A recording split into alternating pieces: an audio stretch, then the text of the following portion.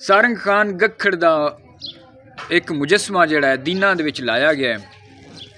और शेर शाह सूरी का मुजस्मा उत्थों हटाया गया है। तो उहदे उत्ते बड़ा रौला बनया होया सोशल मीडिया के उत्ते। वो लोग जिहड़े पहले पंजाबियों बड़ा बुरा भला आंदे आए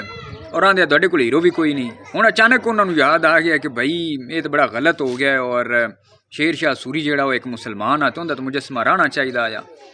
और उन्होंने इस रोले दे विच ये भुल जाते हैं कि सारंग खान भी मुसलमान ही आया। तो बहरहाल ये गल करन तो पहले मैनू एक छोटी जी एक गल याद आ गई है तुहाडे नाल सांझी कर सकदा। एक फिल्म आई कैरी ऑन जट्टा, उहदा एक सीन आ उहदे विच जसविंदर भल्ला ते गूगी एक्टर ते नाल आउंदे अपना की जिहड़ा उस फिल्म दा हीरो आ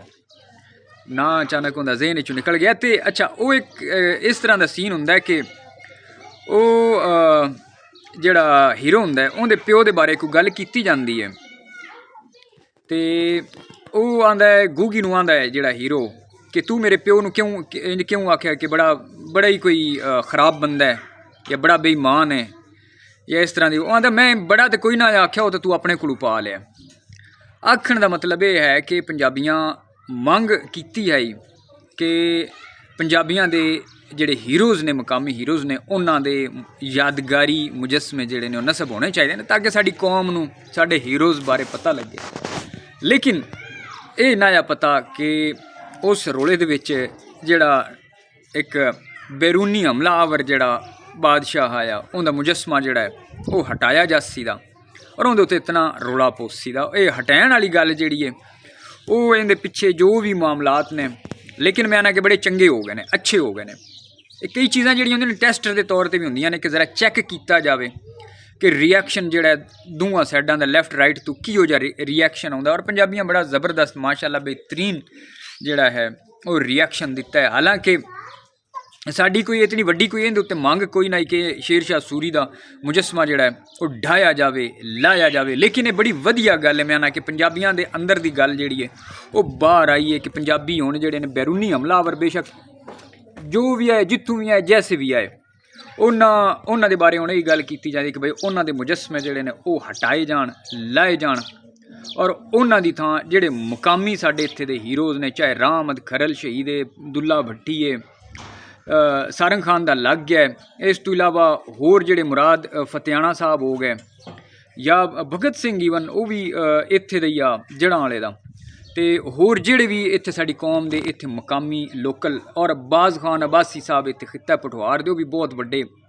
मुजाहमतकार है अंग्रेज़ों के खिलाफ लड़ते हुए। उन्होंने भी जामे शहादत नोश किया, तोप के अगे उन्होंने बन के तो उन्होंने बंब के नाल उड़ा दिता गया। तो ये जिहड़े साडे अपनी धरती के साडे पुत्र ने उन्होंने दे यादगारी मुजस्मे जिहड़े ने और मरी नाल उन्हों दा तलक आया वो जरूर होना चाहिए, मरी दे विच लगना चाहिए उन्हों दा भी यादगारी मुजस्मा तो ताकि जिहड़े इत्थों मरी लोग जाते हैं या मरी तो वापस आउंदे ने उन्होंने रस्ते दे विचों मुजस्मा जरूर नज़र आवे। और मंडी बावलदीन दे विच मैं आना कि इत्थों मोटरवे तो अगर तुसीं जाओ ना तो पोरस दा राजे पोरस दा उत्थे इतना वड्डा कोई यादगार या कोई इस तरह का कोई जरूर लगा होना चाहिए कि उत्थों जांदियां पिया बंदे की नज़र पवे, बंदा उत्थों को दो चार लफ्ज़ जिहड़ा पढ़द्यां उत्थों गड्डी तो लगे तो पता लगे कि भाई ऐ हुण असीं पोरस की धरती तो लगते पे हैं। और